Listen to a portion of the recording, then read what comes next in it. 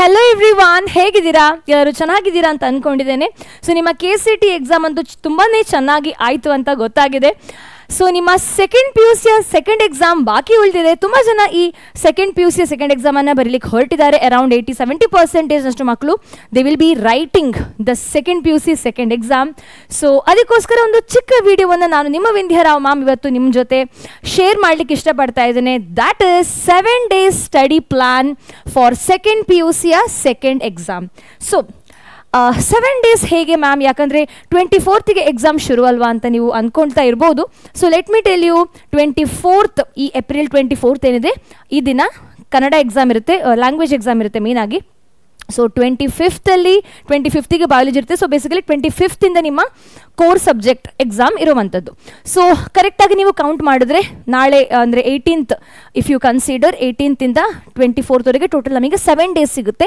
So ಈ 7 days ನಾವು ಹೇಗೆ ನಮ್ಮ ಈ ಪ್ರಿಪರೇಷನನ್ನು ಚೆನ್ನಾಗಿ ಮಾಡ್ಕೊಳ್ಳೋದು, ಸೆಕೆಂಡ್ PUC ಸೆಕೆಂಡ್ ಎಕ್ಸಾಮನ್ನು ನಾವು ಹೇಗೆ ಚೆನ್ನಾಗಿ ಬರಿಬಹುದು, ಅಂದರೆ ನಾವೇನು ಮಿಸ್ಟೇಕ್ಸ್ ಮಾಡಿದ್ದೀವಿ ನಮ್ಮ ಫಸ್ಟ್ ಎಕ್ಸಾಮಲ್ಲಿ, ಸೊ ಅದನ್ನು ಪುನಃ ರಿಪೀಟ್ ಮಾಡದ ಹಾಗೆ ನಾವೇನು ಮಾಡ್ಬೋದು ಅಂತ ತುಂಬ ಜನ ಯೋಚನೆ ಮಾಡ್ತಾ ಇರ್ಬೋದು. So that is why have come up with this particular video. So first of all 3 ಥರದ ಕ್ಯಾಟಗರಿ ಮಕ್ಕಳು ಇರ್ತಾರೆ. ಒಬ್ಬರು ಬರೀ ಒಂದು ಎಕ್ಸಾಮನ್ನು ಮಾತ್ರ ಬರೀತಾರೆ, ಹೆಚ್ಚಿನವರು 1 ಮತ್ತು 2 ಎಕ್ಸಾಮನ್ನು ಬರೆಯುವಂತಹ ಮಕ್ಕಳು, ಕೆಲವರು 3 ಎಕ್ಸಾಮನ್ನು ಬರೀತಾರೆ, ಅತಿ ಕಮ್ಮಿ ಮಕ್ಕಳು 4 ಎಕ್ಸಾಮ್ಸನ್ನು ಬರಿಬೋದು. ಸೊ ಆ 4 ಎಕ್ಸಾಮ್ ಇಟ್ಸ್ ಎಕ್ಸೆಪ್ಷನಲ್, ತುಂಬಾ ಕಮ್ಮಿ ಮಕ್ಕಳು ಬರೆಯುವಂಥದ್ದು, ಅಂದರೆ ಫೇಲ್ ಆಗಿರುವಂತಹ ಮಕ್ಕಳು, ಈ ಥರದ ಮಕ್ಕಳು ಪುನಃ ಬರೆಯುವಂಥದ್ದು. ಆ್ಯಂಡ್ ಅದರ ಬಗ್ಗೆ ಸಹ ನಾನು ಡಿಸ್ಕಸ್ ಮಾಡಲಿಕ್ಕಿದ್ದೇನೆ. ಸೊ ಯಾರು ಬರೀ ಒಂದು ಎಕ್ಸಾಮನ್ನು ಬರೀತಾರೆ, ನಿಮಗೆ ಆ್ಯಕ್ಚುಲಿ 7 daysಲ್ಲಿ you can cover lot of chapters.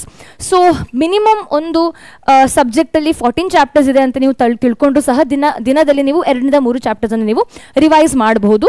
So ಹೇಗೆ ರಿವೈಸ್ ಮಾಡ್ಬೋದು ಅಂತ ನಾನು ಸ್ವಲ್ಪ ಟೈಮಲ್ಲಿ ಹೇಳಲಿಕ್ಕಿದ್ದೇನೆ. And coming to the students who are writing 2 exams.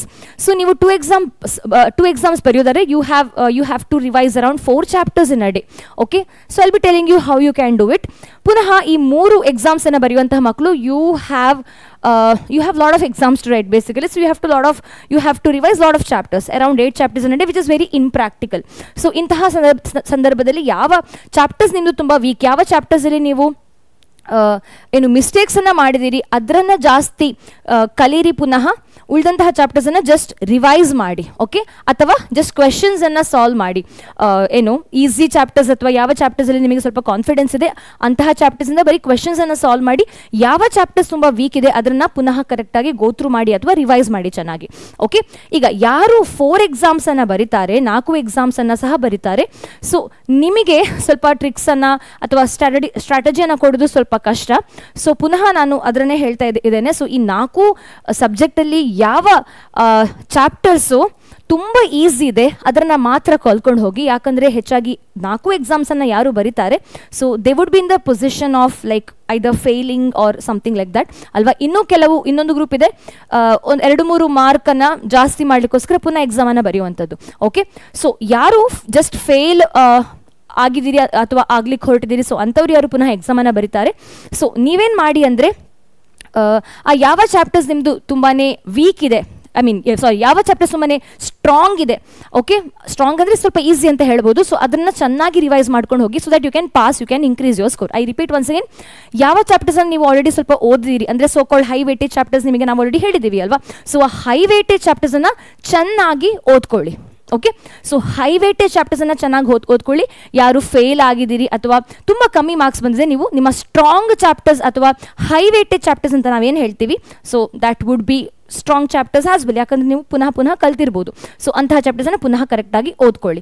ಯಾರು ಜಸ್ಟ್ 1-2 ಸ್ಕೋರನ್ನು ಇನ್ಕ್ರೀಸ್ ಮಾಡಲಿಕ್ಕೆ ಪುನಃ ಎಲ್ಲ ಎಕ್ಸಾಮನ್ನು ಬರೀತಾರೋ, ಸೊ ನಿಮಗೆ ನೀವೇನು ಮಾಡಬೇಕು ಅಂತ ಆಲ್ರೆಡಿ ಗೊತ್ತಿರ್ಬೋದು. ಸೊ ಪುನಃ ಆ ಮಿಸ್ಟೇಕ್ಸನ್ನು ನೀವು ಮಾಡಬಾರ್ದು, ಸಿಲಿ ಮಿಸ್ಟೇಕ್ಸನ್ನು ನೀವು ಮಾಡಬಾರ್ದು, and you have to solve more questions.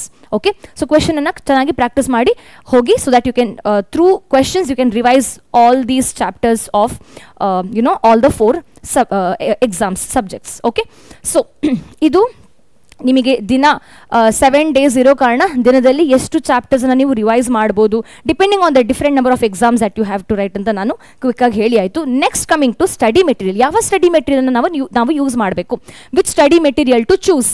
So ಮುಂಚೆ ಸಹ ಹೇಳಿದ್ದೇವೆ ನಾವು, the very important study material that you have to choose to solve questions is second PUC ಅವರು ಕೊಟ್ಟಿರುವಂತಹ ಅಫಿಷಿಯಲ್ ಕ್ವೆಶನ್ ಬ್ಯಾಂಕ್. ಇಲ್ಲಿ ಇರುವಂತಹ ಕ್ವೆಶನ್ ಬ್ಯಾಂಕಿನ ಕ್ವೆಶನ್ಸನ್ನು ಸಾಲ್ವ್ ಮಾಡಿ, ಈಸಿ ಕ್ವೆಶನ್ಸ್ ಅಂತೂ ನಿಮಗೆ ಗೊತ್ತಿದೆ ಹೇಗೆ ಆನ್ಸರ್ ಮಾಡೋದು ಅಂತ. ಸೊ ಸ್ವಲ್ಪ ಡಿಫಿಕಲ್ಟ್ ಕ್ವೆಶನ್ಸ್ ಏನಿದೆ ಅದನ್ನು ನೋಡ್ಕೊಳ್ಳಿ, ಅದರ ಆನ್ಸರ್ನ ನೋಡ್ಕೊಳ್ಳಿ, ಕ್ವೆಶನ್ಸನ್ನು ನೋಡ್ಕೊಳ್ಳಿ. ಓಕೆ, ಸೊ MCQs ಅನ್ನು ನೋಡ್ಕೊಳ್ಳಿ ಮೇನ್ ಆಗಿ. ಸೊ ಸೆಕೆಂಡ್ PUCಯ ಅಫಿಷಿಯಲ್ ಕ್ವೆಶನ್ ಬ್ಯಾಂಕ್ ಇದನ್ನು ನೀವು ರಿವೈಸ್ ಮಾಡಬೇಕು. I mean you have to solve lot of questions from these question bank. Okay, ಅದಲ್ಲದೆ 5 year past 5 year model question paper ಮತ್ತು final year question paper. So 5 year ಆಗೋದಿದ್ರೆ at least minimum previous 3 model question paper ಮತ್ತು 3 final year question ಪೇಪರ್ಸಿನ ಕ್ವೆಶನ್ಸನ್ನು solve ಮಾಡಿ. Okay, ನಾವು ಇದೆಷ್ಟು questions practice ಮಾಡಲಿಕ್ಕೆ ನಾನು ಹೇಳಿರುವಂತಹ ಸೋರ್ಸ್. ಈಗ ಹೇಗೆ ನೀವು ಕಂಟೆಂಟ್ ಅಂದರೆ ಥಿಯರಿಯನ್ನು ರಿವೈಸ್ ಮಾಡ್ಬೋದು ಅಂತ ಹೇಳುವಂತಹ ಕ್ವೆಶನಿಗೆ ಉತ್ತರ, go to PW Kannada channel of ours. So PW Kannada ಚಾನಲ್ಗೆ ಹೋಗಿ ಇಲ್ಲಿ ಪ್ಲೇ ಲಿಸ್ಟ್ ಅಂತ ಹೇಳುವಂತಹ ಬಟನನ್ನು ಕ್ಲಿಕ್ ಮಾಡಿ, ಇಲ್ಲಿ ನೀವು ಈ ಥರ ಸ್ಕ್ರೋಲ್ ಮಾಡ್ತಾ ಹೋದಾಗ you get to see a batch called as Kaveri batch. Okay, ಎಲ್ಲಿದೆ ಕಾವೇರಿ ಬ್ಯಾಚು? ಹಾಂ, ಇಲ್ಲಿದೆ. ಸೊ ಇಲ್ಲಿ ನೀವು ನೋಡ್ಬೋದು ರಘುನಾಥ್ ಸರು, ಶಾಲಿನಿ ಮ್ಯಾಮ್, ಮತ್ತು ಬಾಲೇಶ್ ಸರ್, ಮತ್ತು ಗುರು ಸರ್, ಶ್ರೀಧರ್ ಸರ್, ಇವರೆಲ್ಲರೂ PCMBಯನ್ನು ಕವರ್ ಮಾಡಿದ್ದಾರೆ. ಸೊ ಈ ಒನ್ ಶಾಟನ್ನು ನೀವು ಯೂಸ್ ಮಾಡಿಕೊಂಡು you can cover the entire subject and chapters revise ಮಾಡ್ಬೋದು ಈ ಥರ ನೀವು. Okay, so this is how you can revise. ಅದು ಬಿಟ್ಟರೆ ಟು ಕವರ್ ಯೋರ್ ಏನು ಸೆಕೆಂಡ್ PUCಯ ಇಂಪಾರ್ಟೆಂಟ್ ಕ್ವೆಶನ್ಸು. ಓಕೆ, ಇದೇನು ನಿಮಗೆ ಕ್ವೆಶನ್ಸ್ ಎಲ್ಲ ಸಾಲ್ವ್ ಮಾಡೋದು ಕಷ್ಟ ಅಂತ ಅನಿಸಿದ್ರೆ ಸಿಂಪಲ್ ಪ್ರತಿಯೊಂದು ಸಬ್ಜೆಕ್ಟಿನ ನಾವು ಮಾಡಿರುವಂತಹ ಮ್ಯಾರಥಾನನ್ನು ಪುನಃ ನೋಡಬಹುದು. ಓಕೆ, ಯಾವ ಮ್ಯಾರಥಾನನ್ನು ಮೇನಾಗಿ ನೋಡಬೇಕು ಮ್ಯಾಮ್?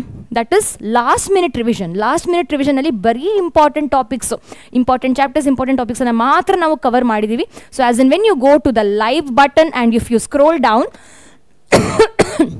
ನೀವಿಲ್ಲಿ ನೋಡ್ಬೋದು ಬಯಾಲಜಿಯಲ್ಲಿ ಲಾಸ್ಟ್ ಮಿನಿಟ್ ಕಂಪ್ಲೀಟ್ ರಿವಿಷನನ್ನು ಮಾಡಿದ್ದೀವಿ. ಸೊ 2XL ನೋಡುವಂಥದ್ದು, ಅದನ್ನು ಎಂಟೈರ್ ಚಾಪ್ಟರ್ಸ್ ಇಲ್ಲಿ ಕವರ್ ಆಗಿದೆ, ಅದರಲ್ಲೂ ಇಂಪಾರ್ಟೆಂಟ್ ಟಾಪಿಕ್ಸನ್ನು ನಾವು ಕವರ್ ಮಾಡಿದ್ದೀವಿ. ಓಕೆ, ಕ್ವೆಶನ್ ಪ್ರಾಕ್ಟೀಸಿಗೆ 2, 3, 5 ಮಾರ್ಕರ್ ಕ್ವೆಶನ್ಸಿಗೆ ಹೋಗ್ಬೋದು ನೀವು, 1 ಮಾರ್ಕರ್ ನ್ಯೂಮರಿಕಲ್ ಕ್ವೆಶನ್ಸಿಗೆ ಇಲ್ಲಿ ಹೋಗ್ಬೋದು ಬಯಾಲಜಿಲಿ. ಹಾಗೆ ಕೆಮಿಸ್ಟ್ರಿಯಲ್ಲೂ ಹಾಗೆ most important questions from question bank. ಇದು ಸರ್ ಇದು 2 ವಿಡಿಯೋ ಕೆಮಿಸ್ಟ್ರಿದು ಕ್ವೆಶನ್ಸ್ ಸಾಲ್ವ್ ಮಾಡ್ಬೋದು. ಸೊ ಈ ಥರ ನೀವು ಬೇರೆ ಬೇರೆ ಸಬ್ಜೆಕ್ಟಿಗೆ ನಮ್ಮ ಲೈವ್ ಆಪ್ಷನಿಗೆ ಹೋಗಿ ಸ್ಕ್ರೋಲ್ ಮಾಡಿ which is suitable to you, which content you want you can watch. Okay, so ಈ ಥರ ನೀವು ನಿಮ್ಮ ಸೆಕೆಂಡ್ PUC ಎಕ್ಸಾಮಿಗೆ ಈ 7 ಡೇಸಲ್ಲಿ ನೀವು ಪ್ರಿಪೇರ್ ಆಗ್ಬೋದು. ಆ್ಯಂಡ್ ಮೋಸ್ಟ್ ಇಂಪಾರ್ಟೆಂಟ್ ಥಿಂಗ್ ಏನಂದರೆ, ನೀವೇನು ತಪ್ಪು ಮಾಡಿದ್ದೀರಿ ಫಸ್ಟ್ ಎಕ್ಸಾಮಲ್ಲಿ, ಸೊ ಡಿಸ್ಟ್ರಾಕ್ಟ್ ಆಗಿ ಏನು ತಪ್ಪು ಮಾಡಿದ್ದೀರಿ, ಮೊಬೈಲ್ ಯೂಸೇಜ್ ಎಲ್ಲ ಏನು ಮಾಡಿದ್ದೀರಿ, ಸೊ ಅದನ್ನೆಲ್ಲ ಕಮ್ಮಿ ಮಾಡಬೇಕು. IPL ಬಿಡಬೇಕು, ಮೊಬೈಲ್ ಯೂಸೇಜನ್ನು ಕಮ್ಮಿ ಮಾಡಬೇಕು ಈ 7 ಡೇಸಲ್ಲಿ. And you have to be focused.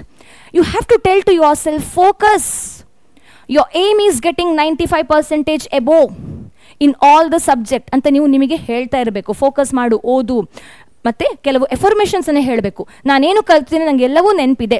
Second PUC second exam ತುಂಬಾ ಈಸಿ ಇರುತ್ತೆ. ನಾನೇನು ಕಲ್ತಿದ್ದೀನಿ ಅದೇ ಕ್ವೆಶನ್ಸ್ ಬರುತ್ತೆ. ನನಗೆ ಸೆಕೆಂಡ್ PUC ಸೆಕೆಂಡ್ ಎಕ್ಸಾಮಲ್ಲಿ ನಾನು ಯಾವುದೆಲ್ಲ ಸಬ್ಜೆಕ್ಟ್ ಬರೆದಿದ್ದೇನೆ ಅದೆಲ್ಲದರಲ್ಲೂ ನನಗೆ 95% ಎಬೋ ಸಿಗುತ್ತೆ.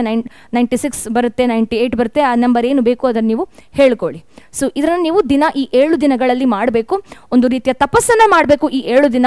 ಆದರೆ ಮಾತ್ರ you are able to score well in your second PUC second exam. ಇಲ್ಲ ಅಂದರೆ same situation first PUC first ಎಕ್ಸಾಮಲ್ಲಿ ಏನಾಗಿದೆ ಅದೇ ಆಗುತ್ತೆ.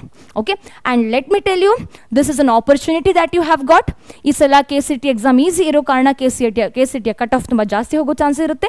ಸೊ ಏನು ಸೆಕೆಂಡ್ PUCಯ ಸೆಕೆಂಡ್ ಎಕ್ಸಾಮ್ ಏನಿದೆ ಅದನ್ನು ಚೆನ್ನಾಗಿ ಮಾಡಿ, so that you can play safe. So I hope ಈ ವಿಡಿಯೋ ಹೆಲ್ಪ್ಫುಲ್ ಆಗಿದೆ ಅಂತ ಅಂದ್ಕೊಂಡಿದ್ದೇನೆ. Thank you for watching. Let's meet in the next class, next video. Until then, bye.